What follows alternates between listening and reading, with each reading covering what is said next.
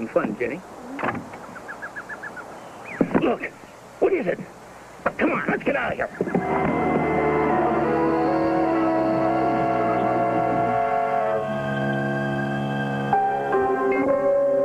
The Pacific Northwest, 1975.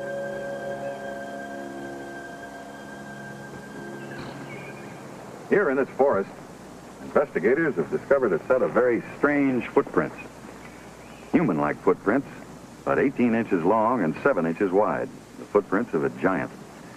A mysterious creature is roaming this wilderness, a creature that has confounded scientists, baffled investigators, and captured the imagination of millions of people.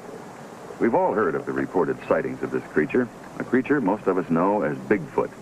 We've read about it in our newspapers and heard about it on radio and television. And some of you, like me, might have been skeptical about these reports, wondering how it could be possible for a sizable population of 8-foot, 500-pound monsters to live among us on the edge of our industrialized society. Well, I was skeptical, but I was also tantalized by what I heard. So I decided to find out for myself whether Bigfoot was fact or fiction. I did this by going out to talk to the eyewitnesses, questioning scientists, by examining the footprints, by looking at and listening to all of the available evidence. What I found out, I will now show you. A body of evidence difficult to ignore. First, there's the fact that this phenomenon is nationwide. That each year, people of all kinds from many places report seeing the giant creature, describing it as being covered with hair, being half man, half ape, and as having an overwhelming stench. In the last decade alone, there have been over 300 reported sightings of Bigfoot in America. It's called by different names in different parts of the country, like Momo, or the Fouke monster, or the skunk ape, or Sasquatch, or the Noxie monster. But whatever they call it, the people who see it are all describing the same thing. I felt something staring at me, or a feeling of being watched. And I turned around, and that's when I saw Bigfoot. I was terrified. Well, I was in shock. The totally unexpected. And the only equation I could make on this thing is that it was a gorilla. And we saw this hairy-looking animal crossing the road on its hind legs, and I can't tell you for sure what it was, but I believe it was Bigfoot. In spite of such eyewitness testimony, there are scientists who say that creatures like Bigfoot do not exist, that such monsters dwell only in our minds, not in our forests. They point out that man has always been quick to believe in monsters, and that these beliefs are born out of the unknown and nurtured by the unexplained.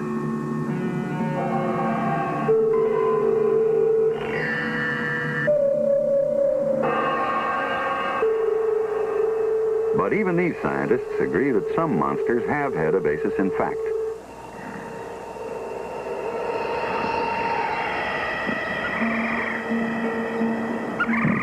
For centuries, Western man had heard rumors about a legendary man-monster that roamed the jungles of darkest Africa. It wasn't until the late 19th century that science caught up with this legendary monster, calling it the gorilla. New legendary creatures are continually being found, like the Komodo dragon and the okapi, both discovered only in this century.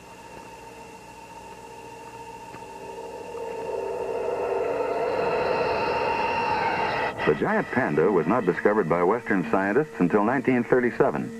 It is still rarely seen in its natural habitat, the bamboo jungles in the mountains of China. New species are, in fact, being discovered and classified each year. New mammals, reptiles, fish, birds, and thousands of new insects. People, too, are being discovered, like these Indians, the Tasadai, a Stone Age tribe living on the island of Mindanao in the Philippines. These primitive people lived on the edge of civilization, unknown and undiscovered by modern man until 1972.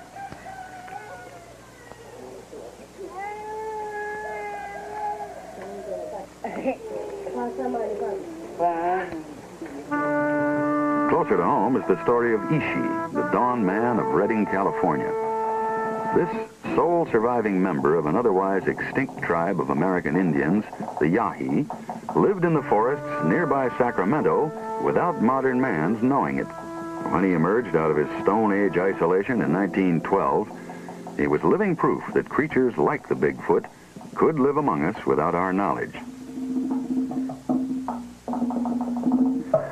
And if Bigfoot is a species of man or ape that has survived a past age, then the turtle is proof that it could exist. A survivor from the age of the dinosaur, like certain lizards, some such creatures have remained unchanged for almost 200 million years.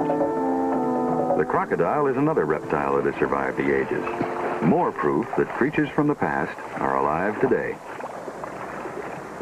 There are even survivors of past ages that were once thought to be extinct, like the coelacanth, a species of fish scientists believed extinct for 60 million years, but found alive in the waters off South Africa in 1938. And like the creatures that dwell in Loch Ness, a mysterious lake in the Highlands of Scotland. Here in these waters dwells a family of monsters that some scientists believe are survivors from the age of the dinosaurs.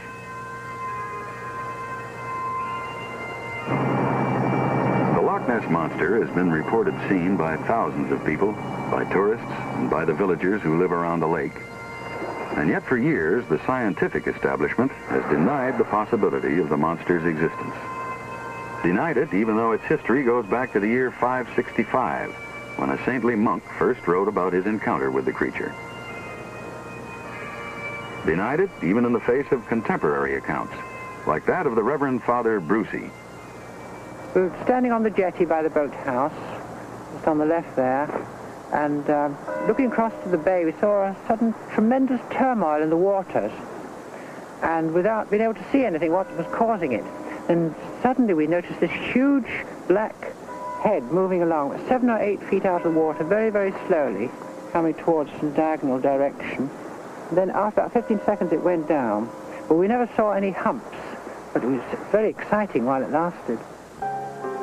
A creature like the one Father Brucey saw was photographed in 1934 by a vacationing London surgeon, Robert K. Wilson. But scientists rejected that photograph as evidence, as they did this one, taken in 1951 by Lachlan Stewart, a photograph which shows the mysterious humps that undulate on the creature's back.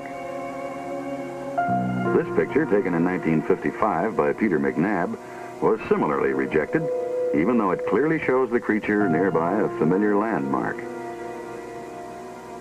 There were at least 16 photographs of the Loch Ness Monster, and all of them were rejected as evidence by the scientific community.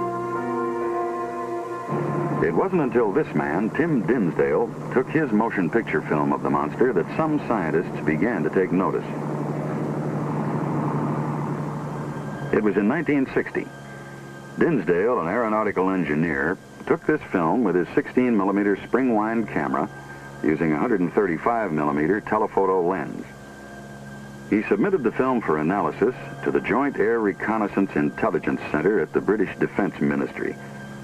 They enlarged the film, as shown here, subjecting it to intense scrutiny.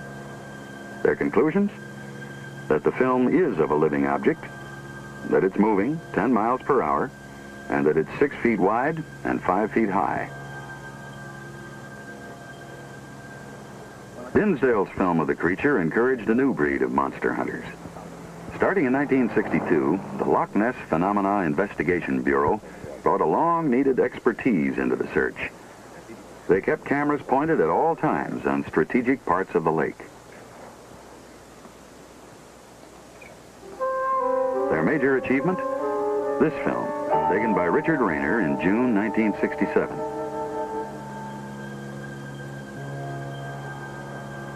British Air Force scrutiny of this film led to the conclusion that, like the earlier Tim Dinsdale footage, this was a picture of a living object of some size.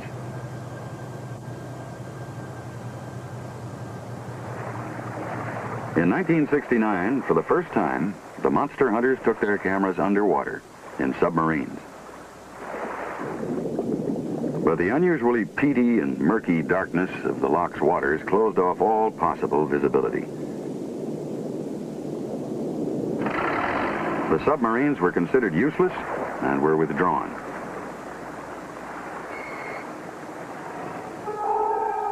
Better results have been achieved with sonar, sound waves which collect echoes off whatever object they bounce. The echoes are converted into electrical signals on shipboard graphic recorders.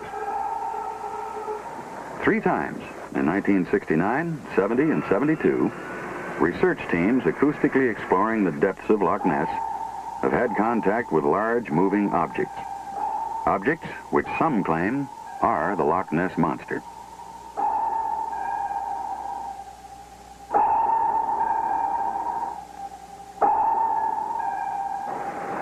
The director of one of these expeditions was a Boston patent lawyer and physicist, Dr. Robert Rines, who 4 times has returned to Loch Ness to try to get subsurface photographs of the monster. Dr. Rines each time has dropped waterproof cameras into the loch. The boy out there? Yes.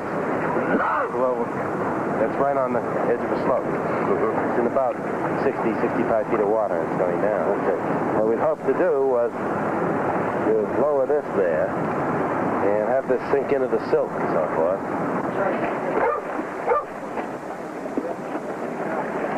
The cameras have been developed by Dr. Harold Edgerton of MIT, who also developed Jacques Cousteau's underwater equipment. The cameras are connected to powerful strobe lights and sonar recorders, all operated by computers. On at least 2 occasions, objects larger than 30 feet, like the Loch Ness Monster, have passed through the sonar beam. The computers then activated the strobe light and cameras, taking pictures every 10 seconds. In this way, the Rines team has collected the best evidence to prove the Loch Ness Monster's existence.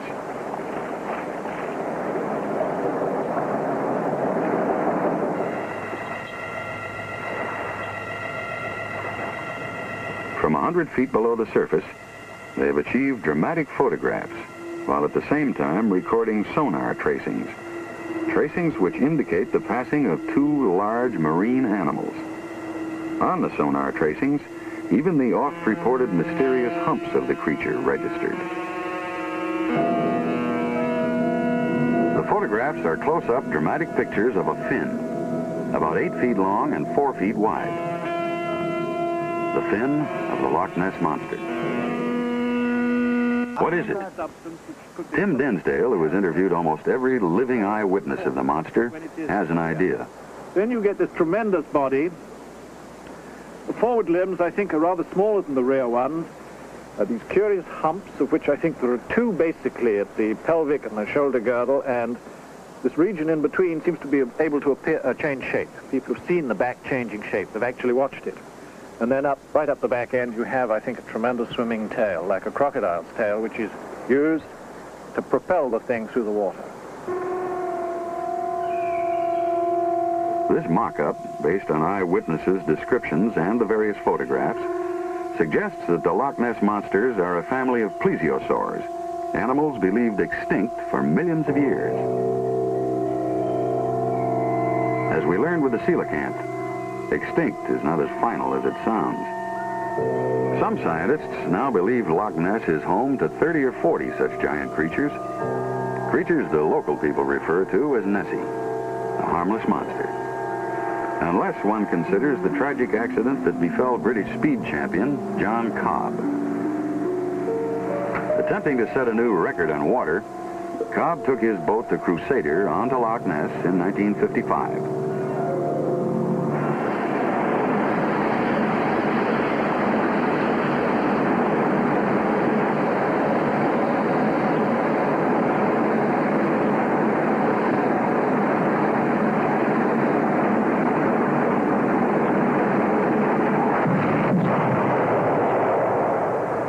Was killed, his boat striking a mysterious turbulence. Indications are that this was caused by the wake of one of the loch's monsters, which was trying to avoid Cobb's thundering speedboat.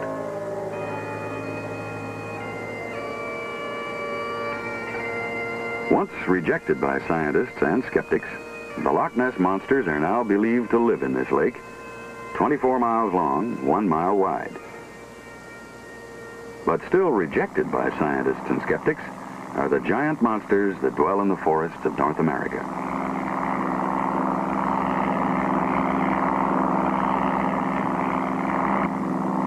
There's still an uncharted wilderness in America where unknown creatures could live. Hundreds of thousands of square miles unexplored by man, mapped only by aerial survey. A wilderness extensive enough to conceal a large population of hairy giants.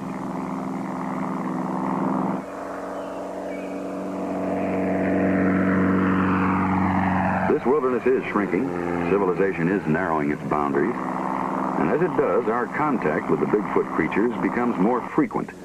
Each year, there are more footprints discovered, more sightings reported.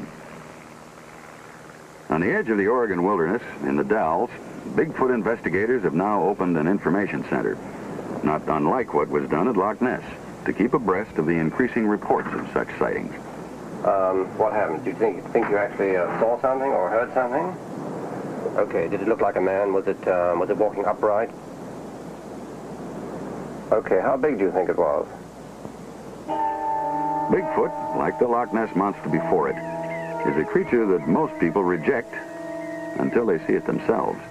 One skeptic was Mrs. Mary Jefferson, a widow living alone in a small town in northern Washington.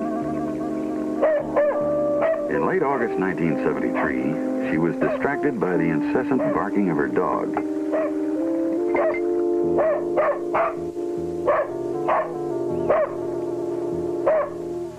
Emerging out of the wilderness, perhaps because of the recent forest fires to the north, came a creature Mrs. Jefferson had never seen before.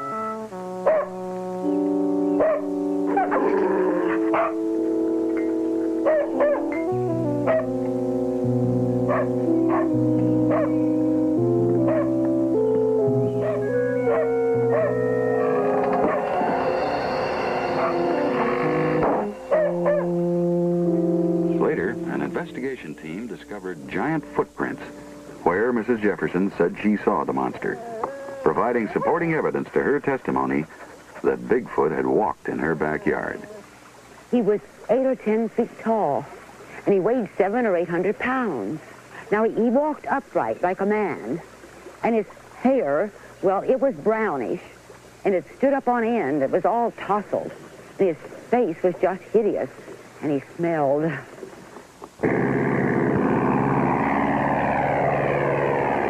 The search for Bigfoot in the United States is in its infancy. The search for a relative of the Bigfoot has already been underway in Asia for over half a century.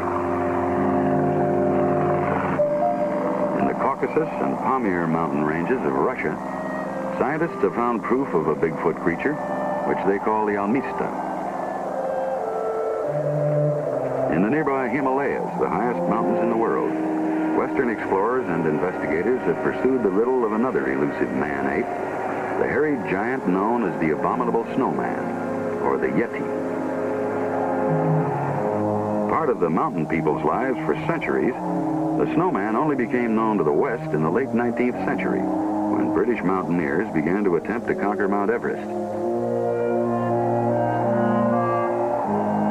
But it wasn't until 1951, when veteran climber Eric Shipton discovered a new pass at 19,000 feet, that actual evidence was collected. Shipton, standing where no man had ever been before, took these photographs of giant man-like tracks. Once a non-believer in the Yeti, Shipton remembers. Well, I must say I felt I had a very strange feeling inside. I've often seen these tracks before, but hitherto I'd always been a bit of an agnostic about the whole question, but seeing these tracks so absolutely fresh and clear, well, there seemed to be no doubt about it at all, and it was that really gave me a very eerie feeling that here one was in the presence of something quite unknown.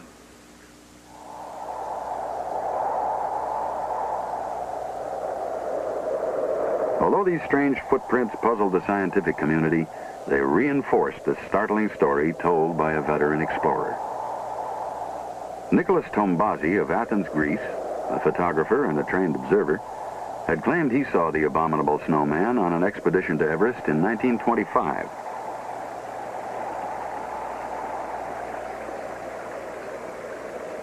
Almost never seen by Westerners, the snowman was glimpsed by Tombazi in a clearing only 300 yards away. Tombazi described it as a dark and hairy, man-like creature that was grubbing for roots with a stick. Other evidence to prove the snowman's existence has been collected. In 1958, one expedition discovered this cave, thought to be the lair of the Yeti.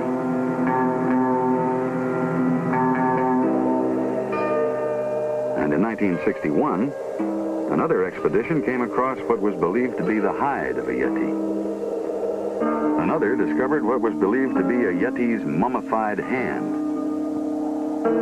and what was said to be the hide of a Yeti's skull.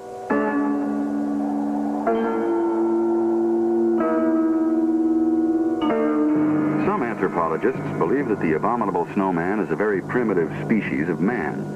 Others think it's a giant anthropoid, an undiscovered ape that has evolved in a direction other than man.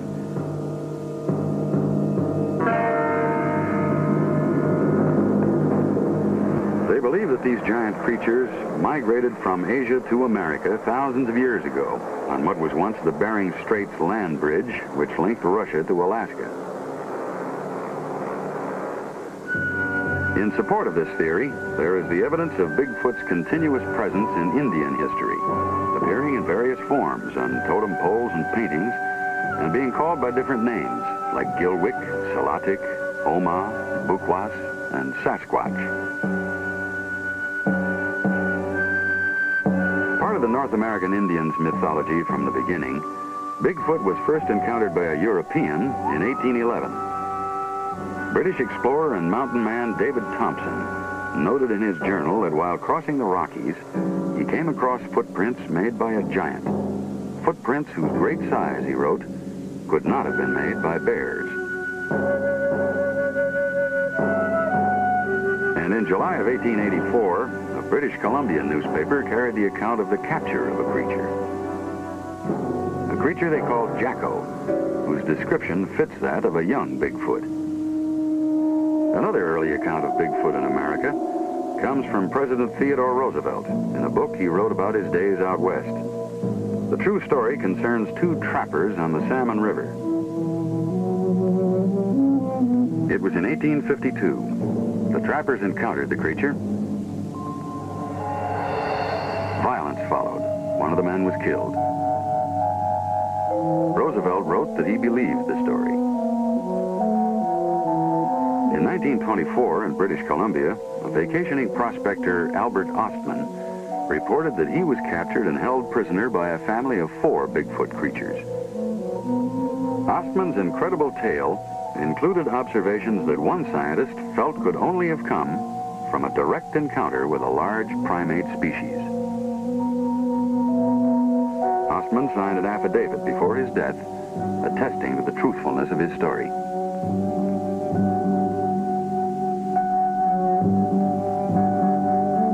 That same year in Washington State, Fred Beck and 4 other miners reported they shot at 2 different Bigfoot creatures.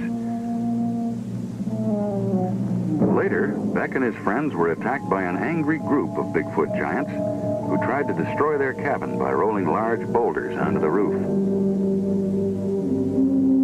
These and other accounts make up the long history of man's experience with Bigfoot in the forests of America. Stories from the past, colorful and exciting, and yet by themselves, not quite enough to prove that Bigfoot exists. We need something more. The accounts of eyewitnesses today, people whose stories we can check on firsthand. Such is the story of Mary Lou Bowman of a small town in western Michigan. The time, October 6th, 1974. The 17-year-old high school senior was waiting for her father.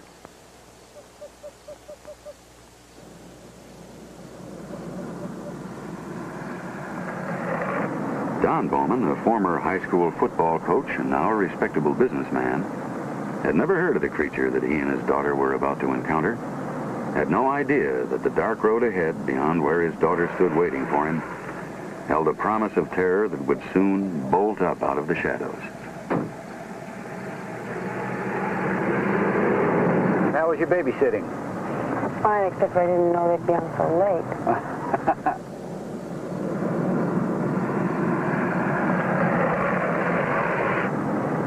I have to spend a whole weekend now doing homework.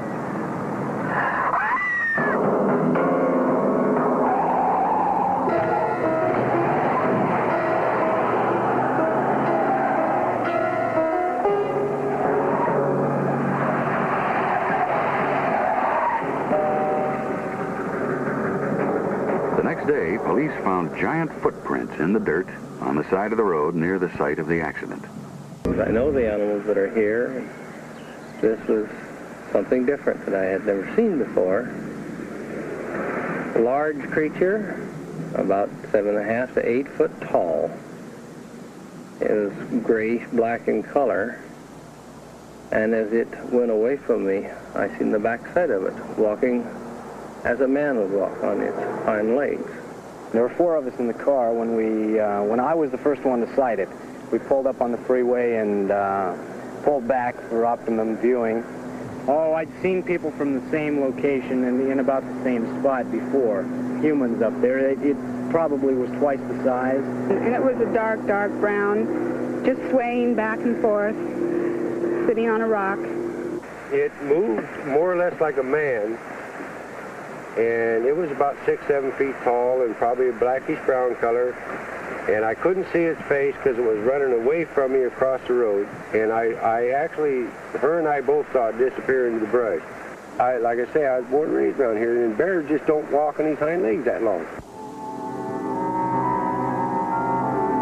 Another eyewitness of the creature was Shirley Adams, a teacher and school bus driver in a small town on the coast of northern Washington. A longtime resident of the area, the young school teacher had often heard stories about the giant, hairy, ape-like monster, but she had never seen it. Never thought she would.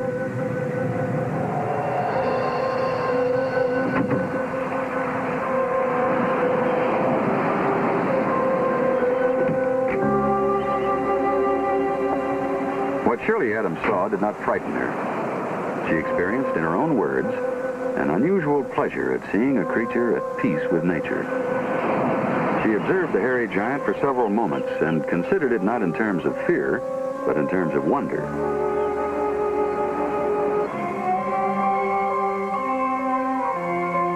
Eyewitness testimony, however, has had little such effect on the scientific community.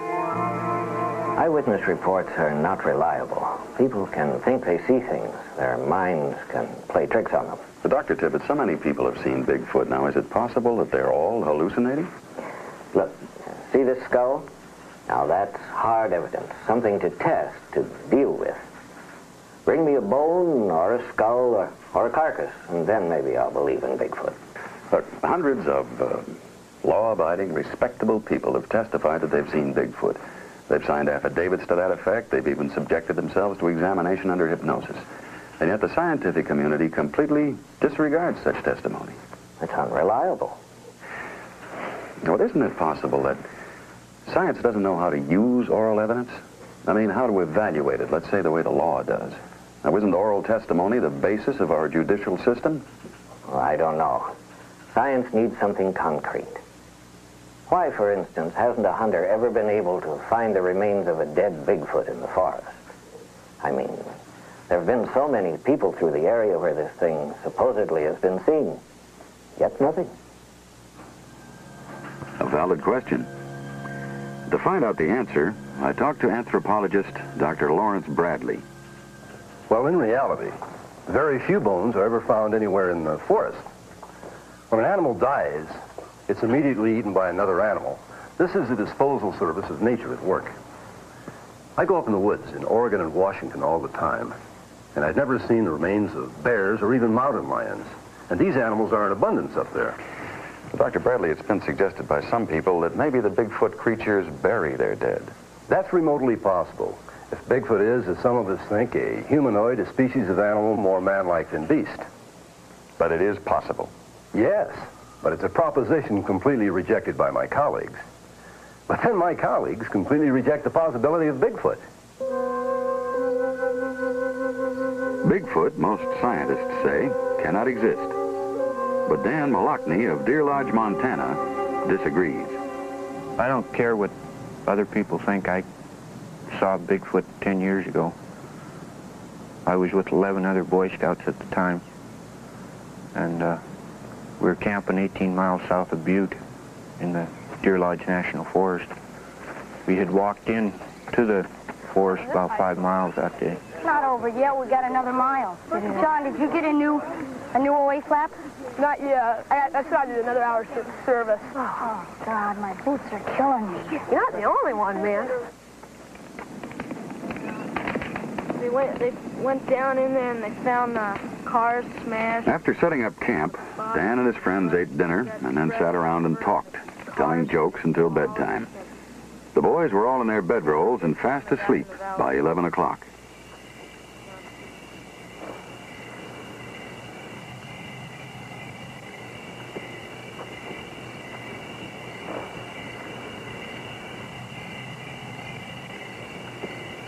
Whatever it was in the forest, Dan's friend was the first to sense it, the first to hear it.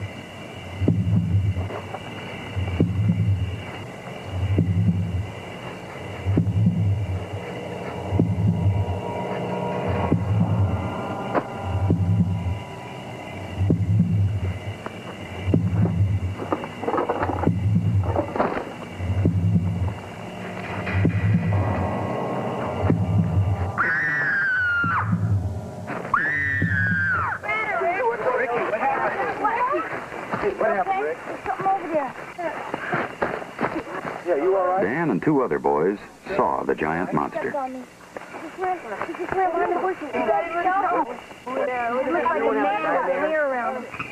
It took us a couple hours to get back to sleep. And when we got up the next morning, we went up on the ridge where we saw the Bigfoot at. And when we got up there, we discovered a number of footprints, the biggest footprints I've ever seen. And they looked something like this. Exhibit B, the footprints. Some 20 inches long, 8 inches wide. Footprints found impressed 2 inches deep into the earth, an inch and a half deeper than a normal man's.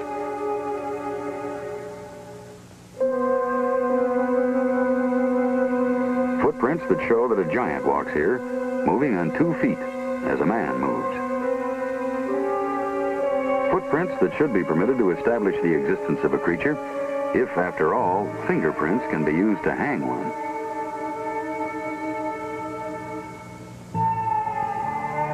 These footprints, however, in spite of their number, do not convince the scientific community that Bigfoot exists. These scientists maintain that nature plays tricks with footprints, especially in the snow. Footprints, they say, change shape and grow larger as they continuously melt and refreeze.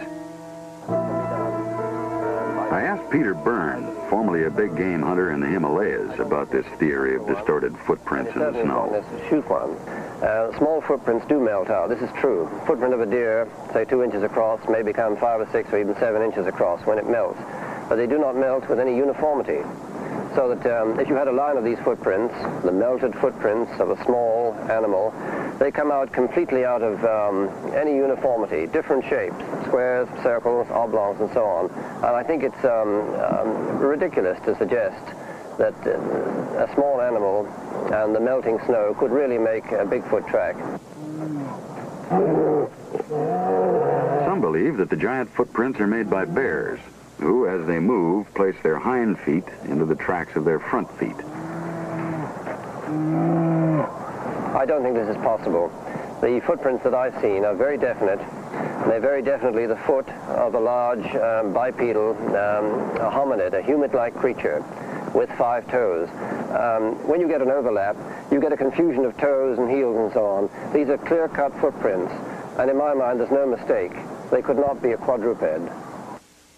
If the footprints are not distorted by nature or made by a quadruped like bears, scientists say they're footprints made by hoaxers, like Ray Pickens of Chehalis, Washington. 7 times, beginning in 1971, Pickens has tracked the wilderness with bogus Bigfoot tracks. His purpose? Not to fool the scientists, but to fool the monster hunters. He tells us why. Well, we were sitting there having coffee at this Arden Cafe, and 2 gentlemen came in, and they was asking us about Bigfoot. We said, well, we didn't believe in it. And one gentleman says, well, you hicks around Arden probably wouldn't. And I turned to my friend, which his name is Harvey, and I says, Harvey, we're hicks. What are we going to do about it? And he says, yeah, what are we going to do about it? I says, we're going to show them who the hicks are. And then I went home and made boots.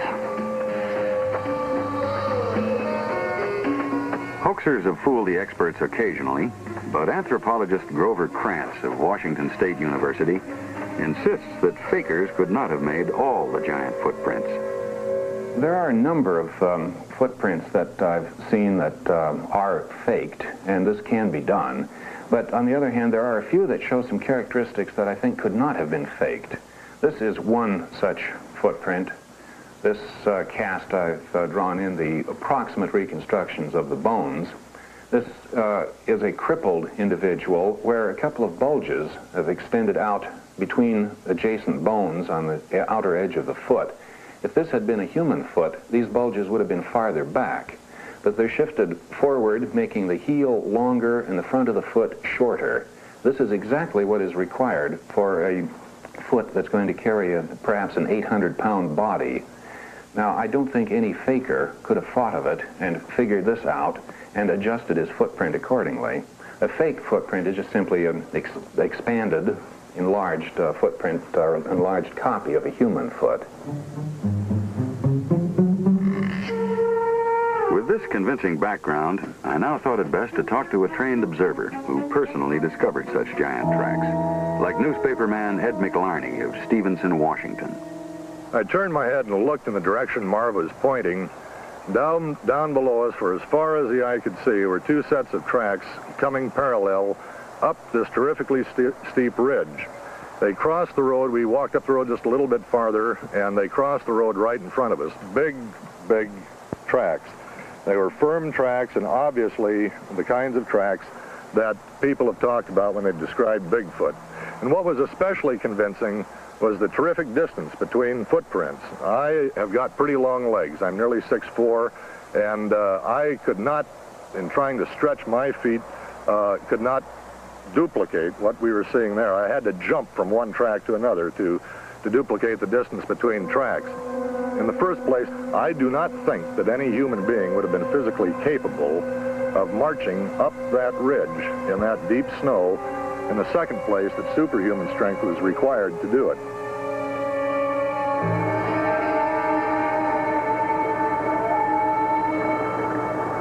For years, the only proof of Bigfoot's existence were the accounts of eyewitnesses and the plaster casts of footprints. It's only now, during the last decade, that proof in the way of physical evidence has begun to be accumulated. Here, in these woods, in a remote region of the High Sierra, some of that evidence has been collected. It was in the fall of 1972, and 3 men, Alan Berry, Rick Murphy, and Tim Sawyer, had just discovered human-like footprints 20 inches long. They'd heard about the creature called Bigfoot, but they never thought they'd encounter it. The men were relaxing after a hard day in the woods. I'll tell you, the next time we're coming out, he's doing the cooking, not you. All right, I don't need any ribbing about that, Bill, you know. I told you guys I came up here as the guy. The guy. You believe that? Listen, next time, Mel can do the cooking. That's a good idea. Well, I'll go home with Berry Berry. It's like, hey, come on. You see, listen.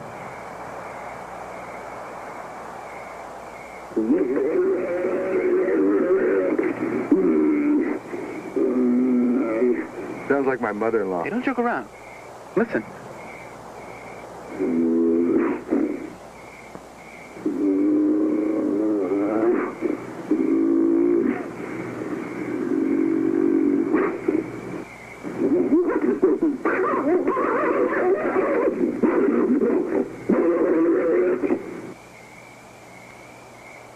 I never heard anything like that before. Me neither. I'm going to get that on the tape recorder. Fortunately, on this trip to the Sierras, Alan Berry had his tape recorder along to record the sounds of various birds and animals. Calmly, he reached for this and not for his rifle. Where's it coming? I don't know.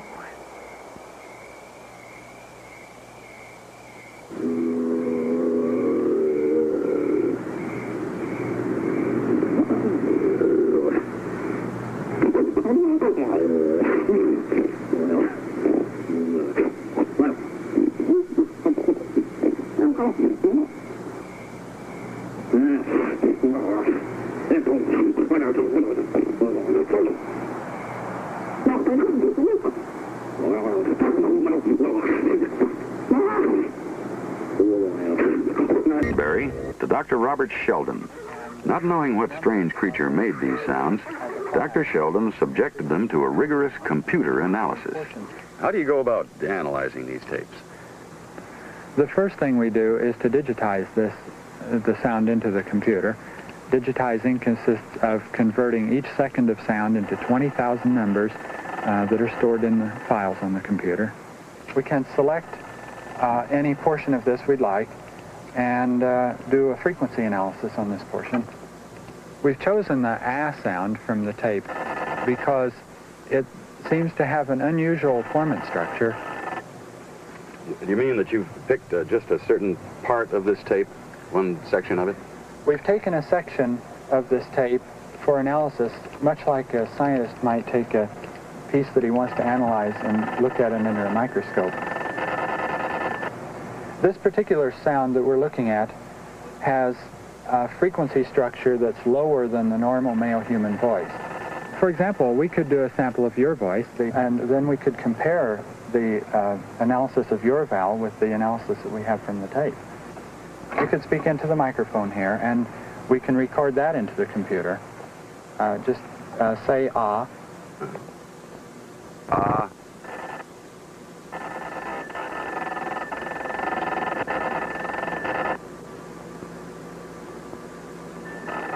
The comparison of the two printouts showed that the creature's vowel sound peaked early, higher than mine.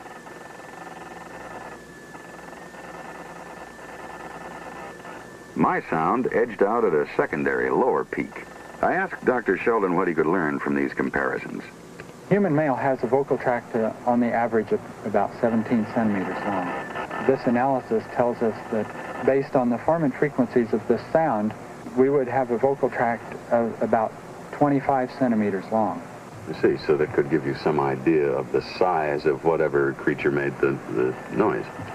Yes. We could say that the vocal tract that produced these sounds would have been at least 50% larger than a human male. Then that means that if I'm over 6 feet tall, the creature that made this sound must be over 9 feet tall. That's probably true, yes. Are there any other tests that you can do to analyze the tape? We can do what we call a formant track.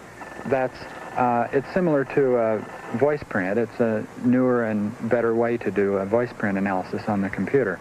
We can look at the movement of the frequencies and say something about the articulatory flexibility. During the 15 minutes of sound on this tape, we have examples of 3 vowels, a, and o, but nowhere on the tape is there the sound e. Now, the sound e requires moving the tongue forward in the mouth. And if we look at the physical structure of, say, a gorilla, the gorilla has the neck at a different angle, and it's impossible for the gorilla to move his tongue forward in order to make the E sound. The fact that we don't see this sound on the tape suggests that this creature perhaps did not have the ability to make that sound. Do you know what made these sounds? No, I don't. Well, the first Exhibit C. is digitize this into The sounds made by an unknown creature, probably Bigfoot. That consists of Sounds that seem to indicate that the creature is more man than ape. Similar sounds to those heard by Alan Berry and his friends have been heard by others, by those on expeditions searching for Bigfoot, and by men like Hal Williamson of Idaho. Williamson, a longtime fisherman and outdoorsman, was vacationing in British Columbia, Canada, when he first heard the strange sounds, coming, it seemed, from a great distance.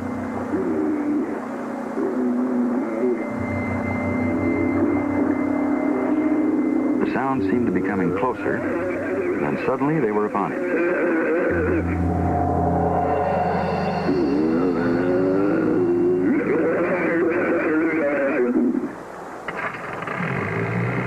Confident sportsman, Williamson was determined to find out more about the creature he heard and saw.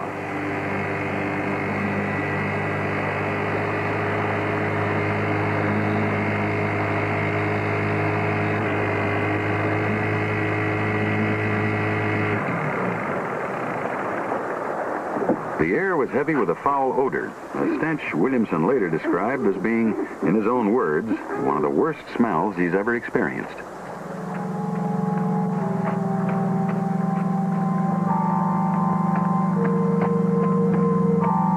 Curiosity outweighing his fears, Williamson, unarmed, made his way to the area where he had spotted the Bigfoot.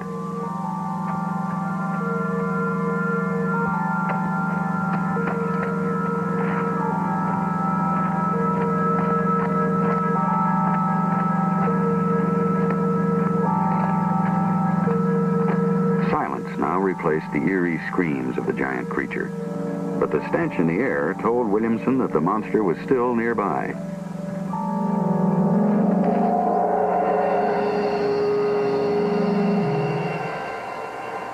Later, hair found nearby was classified as belonging to no known animal. Did they talk up? Yeah. Spurred on by the increasing numbers of sightings, by the accumulating data pointing to the creature's possible existence, more and more organized expeditions are taking to the field to find a Bigfoot. This one is under the direction of Robert Morgan of Miami, Florida. The expedition hopes to photograph a live Bigfoot or produce evidence of a dead one. They believe a colony of over 200 Bigfoot creatures inhabits the unexplored wilderness of the Pacific Northwest. The expedition has tried to anticipate the creature's movements, running the roads, keeping a watchful eye for any evidence of its passing.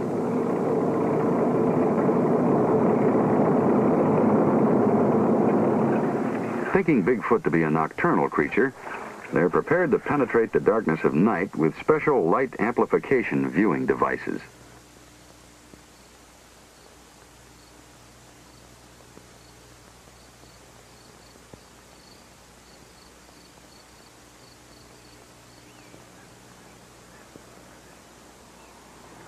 Morgan, a former government computer specialist, began to pursue Bigfoot only after having seen one, he says, in 1957. And all of a sudden, this thing went through the bushes. He didn't go around. He went, I mean, I could see the wake, you know, just plowed right through it, and he moved up at an angle away from me. I was on the edge of the canyon. And at a point I estimate about 40 yards from me, it went into an opening, a clearing in the brambles. And what I saw was the most man-like looking gorilla, in my estimation, that I'd ever seen. Okay. And that's traveling slow. Expeditions like this one have gone out armed with tranquilizing guns and cameras. The object is to bring back evidence to force the scientific establishment to take a more active part in the search for Bigfoot.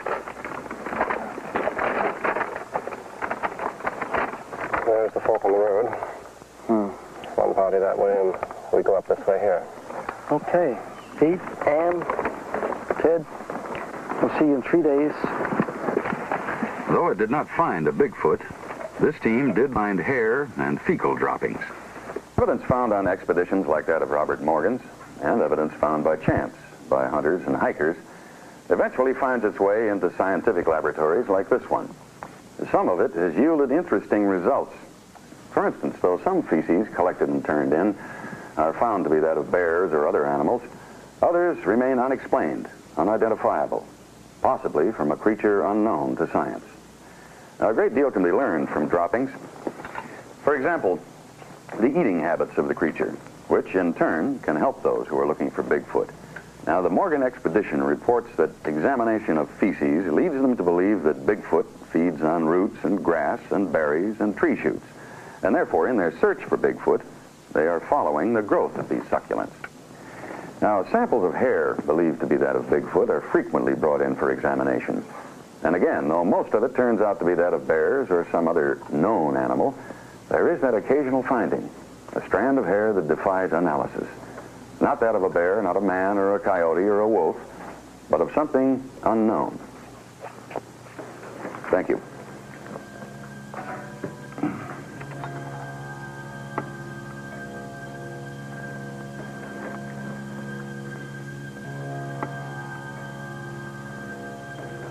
Several times, such hair samples have stymied scientific definition. Now, these hair samples were found at the site of giant human-like footprints and after a sighting of a Bigfoot creature. The hair samples, then, should be labeled Exhibit B, a piece of evidence which the United States Army has endorsed in its official engineering atlas covering the state of Washington. In a section about the wildlife of the state, Sasquatch, or Bigfoot, is featured. The text goes on to report that hair samples sent to the FBI labs have defied analysis.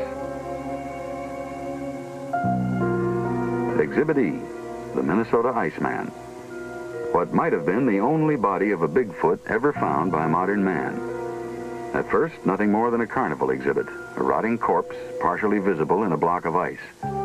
Later to be thought of by at least 2 international scientists as an unknown large primate, perhaps the dead body of a young Bigfoot. This unusual evidence mysteriously disappeared in 1968.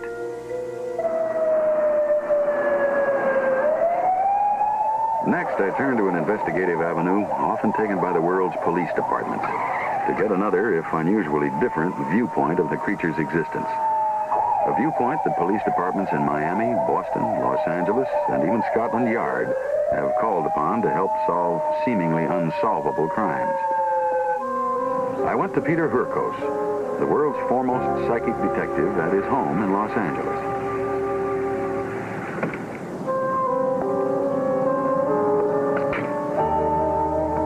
I took with me, unknown to him and concealed in a suitcase, a plaster cast of a giant Bigfoot footprint. Hurkos, who has worked with police on such cases as the Boston Strangler and the Ann Arbor murders, has the unusual psychic gift of being able to read facts from unseen objects, to sense the reality and truth of such objects, and to describe in detail, from telepathic images in his brain, what is hidden from his view. I didn't know what to do with it. But I'd do any type of science may impose. Now, I have something inside this case that I want to know something more about. Yeah. Now, can you psychometrize what's in here without ever having seen it and tell me something about it, anything? I will try. All right. Can I set it up or what? Yes, you can put it any way you like.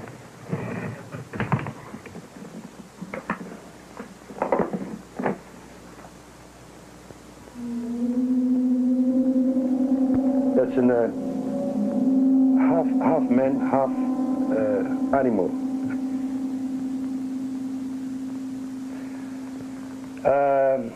Weighs about, I would say about 500 pounds. It's about between 8 and 9 feet. Lives in cave.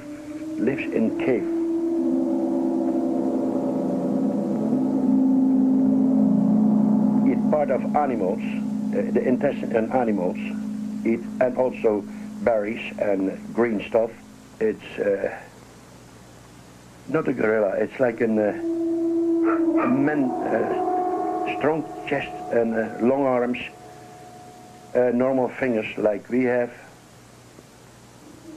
Very hairy, long hair and short beard type. Peter, do you want me to draw the picture the way I see the... Will you? Yes, sure. Yeah? I have this paper.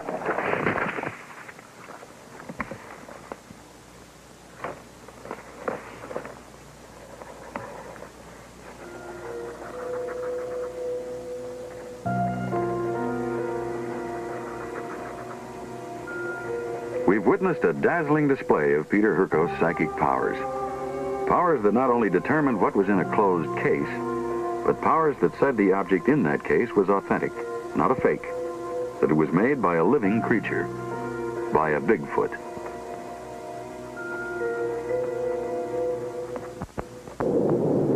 Exhibit F, Peter Hurkos, the vision of a psychic detective. For Exhibit G, I traveled to a small Washington town not far from the Canadian border, increasingly more intrigued by the abundance of psychic and physical evidence. The most compelling evidence for Bigfoot's existence, however, remains the eyewitness reports. And the most compelling of these are when the creature has been seen at the same time by more than one person. Now, in police work, this is called corroboration, and it's another way to establish the truth. Now, there are scores of such corroborative stories in the Bigfoot investigation, but the most interesting to me are these. This file contains the accounts of over a dozen sightings of Bigfoot, all taking place within a 30-day period in this small Washington town. It was during a salmon run on the river, and Mr. and Mrs. Tom Stern were the first to encounter the creature.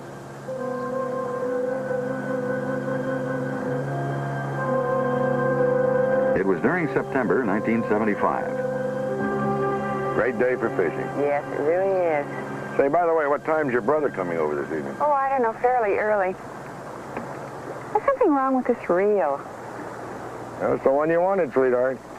I don't know, maybe it's me. I don't seem to be working it right. Well, you work it right and catch some fish, and I promise I'll fry them. Would you mind taking a look at it?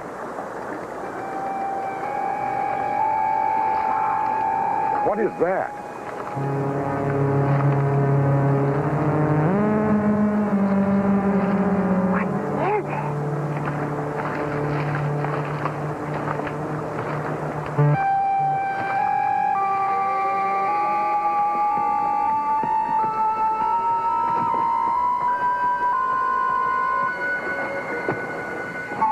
At least 10 feet tall. Yeah, they must have weighed 500-600 pounds.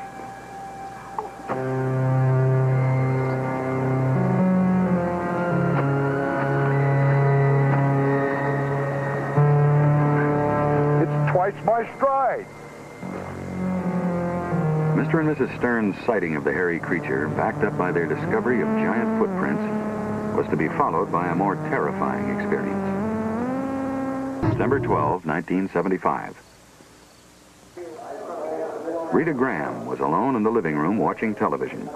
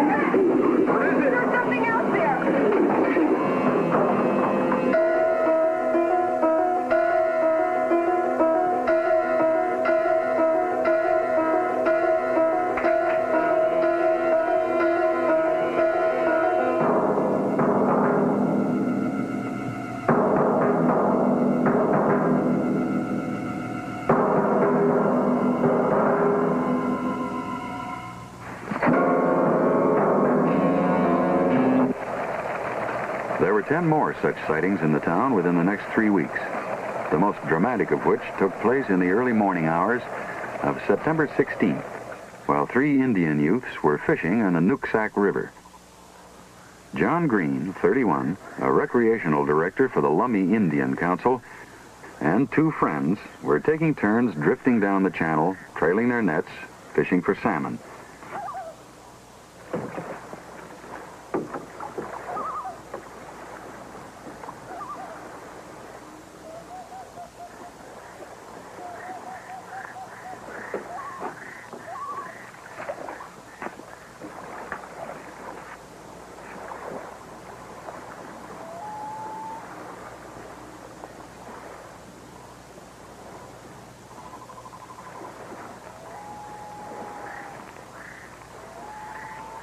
His friends 50 feet upstream, John Green heard a strange noise. He became aware of a strong, unpleasant smell, felt something tugging at his nets, but he saw nothing.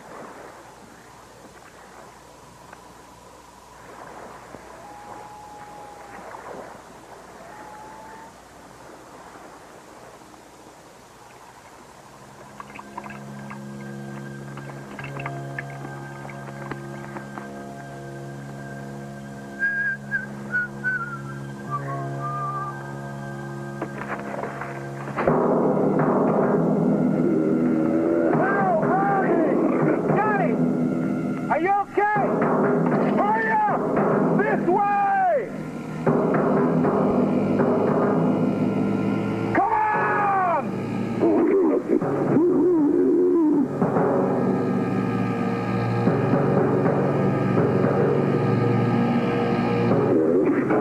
Oh, no!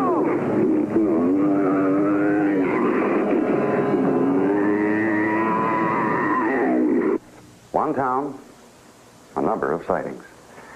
Now, is it possible that so many people over a period of time could fabricate and maintain their stories, that is, tell lies, or are they telling the truth? Well, with me is William Stenberg, a former police officer for the Glendale Police Department, a man licensed by the state of California to do polygraph work, that is, to conduct lie detector examinations. We're about to test the story of one of those townspeople, Johnny Green, whose story you've just seen. We're going to give him a lie detector test to see if he was telling the truth. In order that the test meet every standard of normal investigative work, our cameras will not intrude on the examination. We'll watch from back here through a two-way mirror. Johnny's reactions will not be altered by our presence. Now, Mr. Stenberg, can you tell me basically how the polygraph works? Yes, sir, I can. This is a Keeler polygraph 3-channel instrument. It records the breathing in the pneumo tube, which is placed around the subject's abdomen. The cardio cuff, which is placed upon either the left or right arm, records the rise and fall in the subject's blood pressure. A galvanic skin response is placed upon either the left or right hand, and it records certain perspiration emitted by the palm of the hand. All the reactions are recorded independently by the 3 pins, the pneumo, galvanic skin response, and the cardio. All questions require yes or no answers. No movement, John.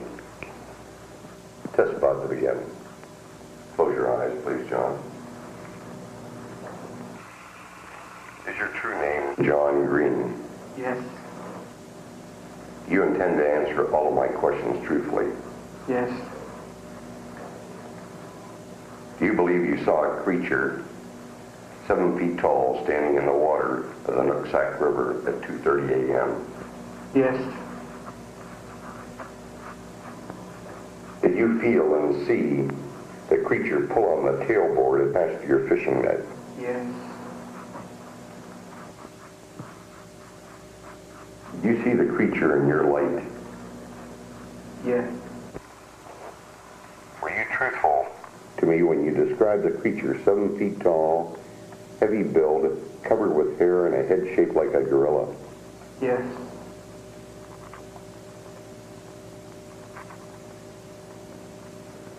To complete a polygraph test, Stenberg asks the same 12 questions 3 times each. Have you lied to me on any of these questions? No. Test is complete, John. Please remain seated. The polygraph machine confirms that John Green did see something that night in the Nooksack River, something large and hairy, something John Green and his neighbors called Bigfoot. Your eyelids are becoming heavier. Another way to test the truthfulness of eyewitnesses is through hypnosis, where people can more vividly recall things they saw and did but cannot remember. It's going to become limp. For this reason, police departments around the world now utilize hypnosis to get at the truth. Eyelids are becoming more and more heavy. I'm in the office of Dr. Sidney Walter, a clinical psychologist licensed by the California State Board of Medical Examiners. A former professor at UCLA and a government consultant, Dr. Walter specializes in the use of hypnosis. And he is, at this moment, placing Jerry Lou Welchel of Fontana, California, into a hypnotic trance. Now, Jerry Lou has already told me that she, her girlfriend, and 2 children all saw Bigfoot one night 6 years ago. Dr. Walter will now test her story under hypnosis. You're back into the summer of 1968. It is summertime of 1968. It is summertime of 1968. You're going to call up your girlfriend, Kathy. You're going to get into your T-Bird and drive towards that location, and you're going to relive and experience everything in detail, step by step.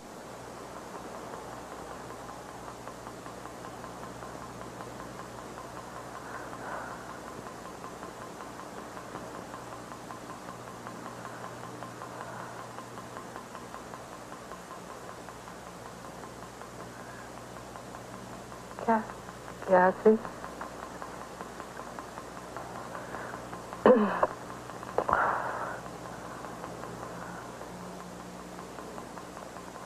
Kathy, this is Jerry. Is Gene over to your house? You just left here. Yeah. No, he said that they were going up to see about that monster. Yeah. Okay, you want to go? I'll get the kids ready. Okay. See you in a few minutes. Okay, get your coats on. Okay, come here, Sheriff. Jerry Lou, now actually in a deep hypnotic trance, Okay, go get in the car. is recalling how she and a girlfriend went out to a deserted drag strip to investigate the reports of a monster seen there the night before. Now get back in the seat and sit down.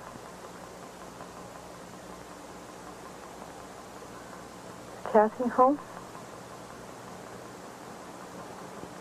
You ready to go? Okay. Now, where was it? The drag strip. Nah. No monster's gonna be there. No. Okay. Oh, heck. Carson. Kathy, look out. Get down, get down, get down. Oh.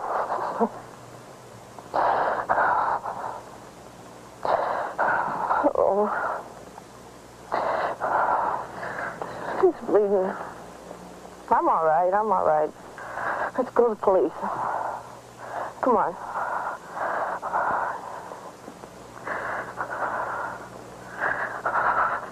Drift deeper and deeper into relaxed state now, Jerry. Drift deeper and deeper into relaxed state. You could hear me clearly. Let your whole body become calm and relaxed. Now you can recall scenes as I ask you questions. They'll be very vivid, very clear to you, but you are safe and sound you are safe and sound at home. Jerry, you could hear me clearly. What were you frightened of? It was big. It smelled terrible. It was big and smelled terrible? Yes.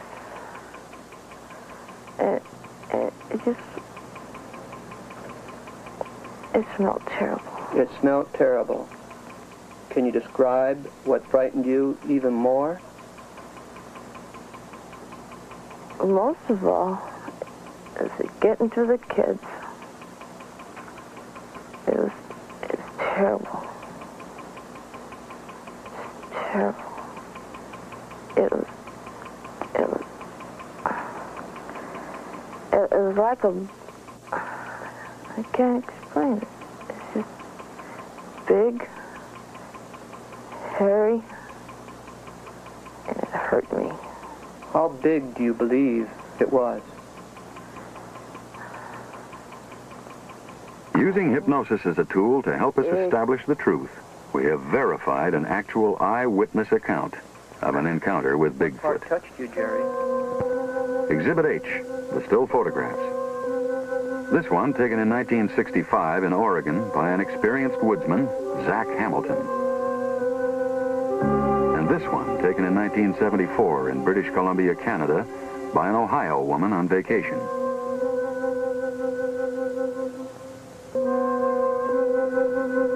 And a third one taken in Alaska in 1973.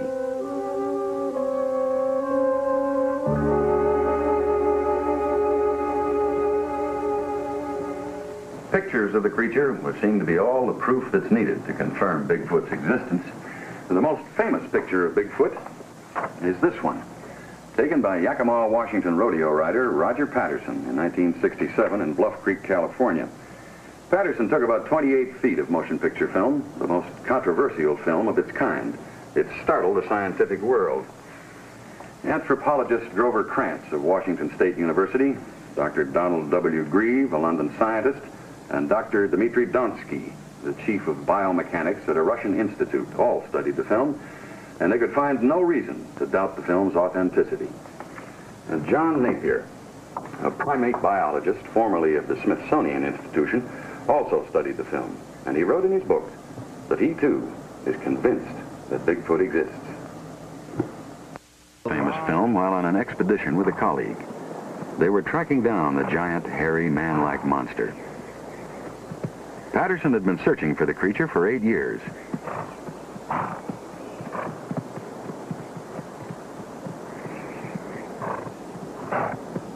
Suddenly there was a commotion. Patterson's horse reared, throwing him. Patterson grabbed his camera and filmed as he ran. Here is his actual footage, the images he captured, what he called the abominable snowman of America, or Bigfoot. If this film is legitimate, then there can no longer be any question about Bigfoot's existence. To verify its legitimacy, I went to anthropologist Grover Krantz at Washington State University. There is one film that was made by Roger Patterson in 1967 of what appears to be a Sasquatch that I'm reasonably convinced now is a legitimate piece of film. I've checked just about every possible measurement of that film, having looked at it, at least 50 times now.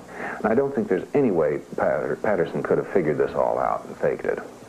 I also asked Dr. Jeffrey Bourne, director of the prestigious Yerkes Primate Lab in Atlanta, Georgia, to analyze the film. Well, you know, that looks to me very much like a human walk. Its gait is very much of a human-type gait. If you have a large primate who has basically the bipedal locomotion, he would have to have a human-like gait. This is exactly what I would expect. And also when you look at its feet as it walks, the undersurface is much too light-colored for an animal with this kind of dark fur. The light color on the bottom of the feet is perfectly normal for any primate or well, most hominid-like primates, Africans with black skin have very light-colored soles of the feet. This is simply because the stratum corneum is very thick and carries less of the pigment. And furthermore, it seems to have the characteristics of both male and female. The head has a big crest on it, like a male gorilla does, and this crest is called a sagittal crest. Now, this creature also has pendulous breasts, which is a female characteristic. The crest, the sagittal crest on the top of the head, has been claimed as a male characteristic in the Patterson film. Well, yes, it's a characteristic of adult male gorillas and orangutans, but it's not a male characteristic, it's a size characteristic. Beyond a certain size, the jaw muscles must find attachment on a special crest, and it happens that only male gorillas and orangutans get that big.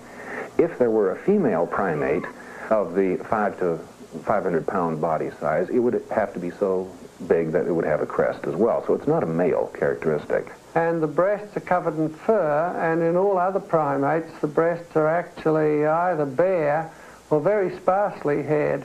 I don't know what the breast of a Sasquatch ought to look like.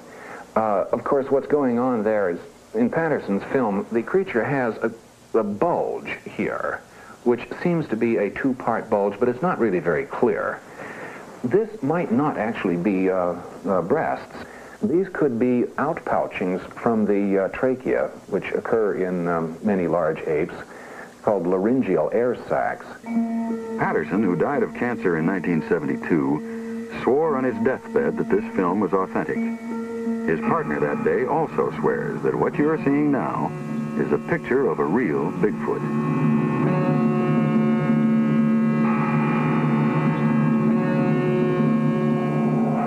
Satisfied with this evidence, some scientists are now trying to classify the Bigfoot creatures, declaring them to be perhaps a more evolved species of a fossilized ape, a more man-like Gigantopithecus. They've begun to study the living habits of the creatures, based on the voluminous accounts of eyewitnesses for the past 100 years.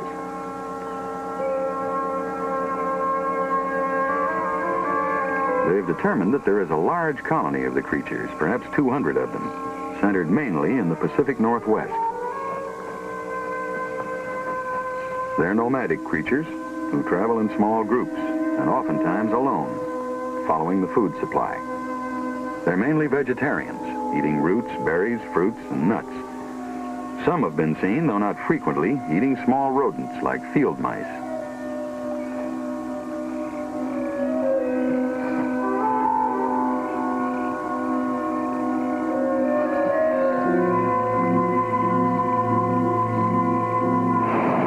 There have even been accounts of them digging for clams at an ocean beach.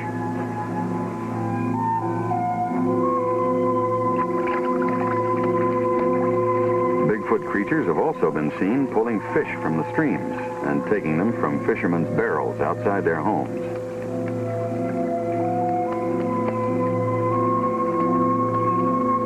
They have never been known to use fire or to use tools, though they have frequently been seen using a stick or a stone to dig for food. They build no permanent dwellings, making their beds under trees or in caves. They sleep mostly during the day, traveling and looking for food at night, finding safety in the darkness.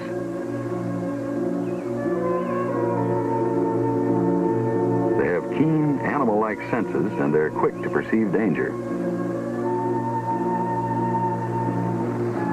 They're strong and very fast for creatures their size. And yet, they're non-territorial, yielding the land to the first intruder. Some accounts indicate that the Bigfoot creatures might live in family units. Albert Ostman's observations in 1924 show that the father performed certain patriarchal duties for his family. The young of the Bigfoot probably enjoy a longer childhood than do most creatures in the wild. They're dependent on their elders for food, for protection, and for instruction in how to deal with the wild animals in the forest and with man.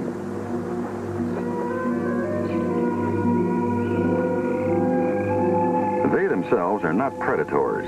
If they were, more would be known about them. For a giant creature that attacked and fed on cougars and goats and deer could not long escape the watchful eye and the ready rifle of the hunter. They're shy and wary creatures, apparently gentle toward both man and beast, creatures alive to the possibilities of the wilderness. They're elusive creatures, hard to catch a glimpse of. Creatures perhaps like man, still evolving into a higher order. There are some who believe that the Bigfoot creatures are man, primitive man, and as such are entitled to all the protection our society offers other men. One true story that illustrates Bigfoot's human likeness is that told about an Oregon high school teacher, William Lawrence. Lawrence was driving with his wife Kathy on a backcountry road in the spring of 1973. A lot of good fishing around here, especially this time of year. See everything you want, you get. Son of a... You see that? I'll get my rifle and get a shot at this thing.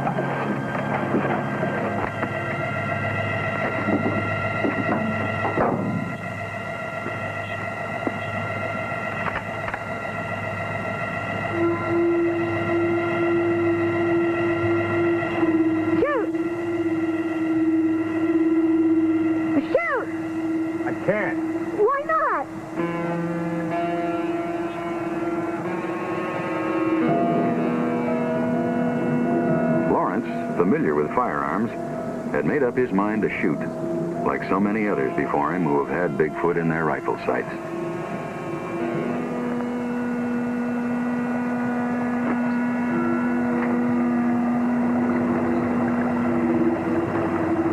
I can't. It looks human. Unable to shoot, Lawrence later described Bigfoot as having the eyes of a thinking creature, not the eyes of a wild animal. Man or beast? What it is still unknown. Some believe that Bigfoot is a kind of ape, undiscovered by science, or a prehistoric species of ape thought to be extinct. Others speculate it might be the so-called missing link, or even early man. Whatever it is, the volume of evidence seems conclusive. Our Earth is host to such giant creatures as the Bigfoot. There are the sightings, corroborated by hypnosis and polygraph tests, the footprints, the sound recordings, the photographs, the film, all enough to prove that Bigfoot is as much a part of our life as the gorilla or the Loch Ness Monster. Bigfoot is today free to roam the forests of America, living off the land but leaving no trace of his passage except for an occasional footprint. He's gigantic and powerful, and yet he harms nobody and destroys nothing. He is at peace with the wilderness. But this wilderness is vanishing. Each year, the press of civilization converts our forests into towns, our meadows into roads. The land the Bigfoot lives on shrinks. Soon they may be driven from their wilderness cover, like Ishi, the dawn man of Redding, California. And we will at last know what they are. And then there will be no more skeptics.